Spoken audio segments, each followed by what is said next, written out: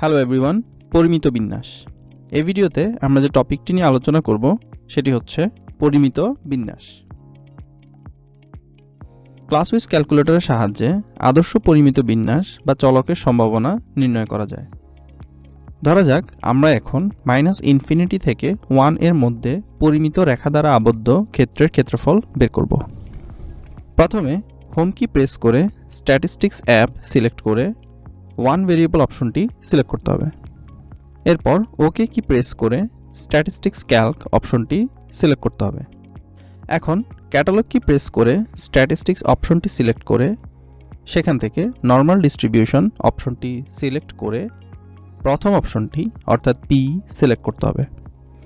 এরপর 1 ইনপুট দিয়ে bracket close করে এক্সিকিউট কি প্রেস করলে আমরা ফলাফল পেয়ে যাব, অর্থাৎ -ইনফিনিটি থেকে 1 এর মধ্যে পরিমিত রেখা দ্বারা আবদ্ধ ক্ষেত্রের ক্ষেত্রফল হবে 0.84134।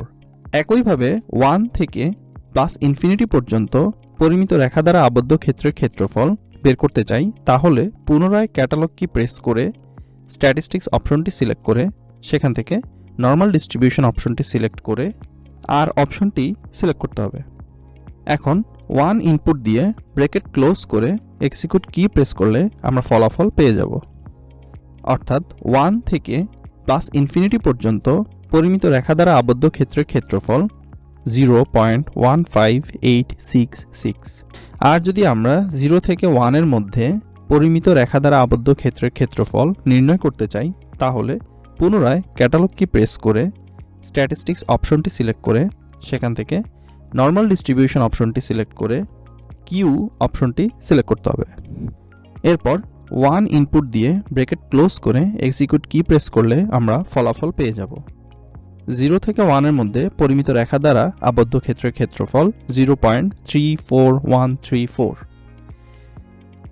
সঠিক ক্যালকুলেশন পাওয়ার জন্য সকলকে ক্যাসিও এর অরিজিনাল ক্যালকুলেটর ব্যবহারের জন্য অনুরোধ করছি। ক্যালকুলেটর অরিজিনাল কিনা তা চেক করার জন্য 4টি ধাপ ফলো করুন। প্রথমে ক্যালকুলেটরের হোম বাটন প্রেস করে হোম স্ক্রিনে যেয়ে সেটিংস বাটন প্রেস করলে একটি কিউআর কোড জেনারেট হবে।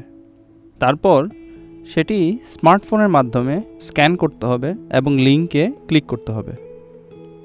লিঙ্কটি ক্যাসিও ওয়েবসাইটে নিয়ে যাবে। সেখানে স্ক্রোল করে নিচে গিয়ে চেক লেখাটির উপরে ক্লিক করতে হবে। সর্বশেষে যদি নীল টিক চিহ্নটি দেখায় তাহলে বুঝতে হবে ক্যালকুলেটরটি অরিজিনাল। ভিডিওটি দেখার জন্য সকলকে ধন্যবাদ।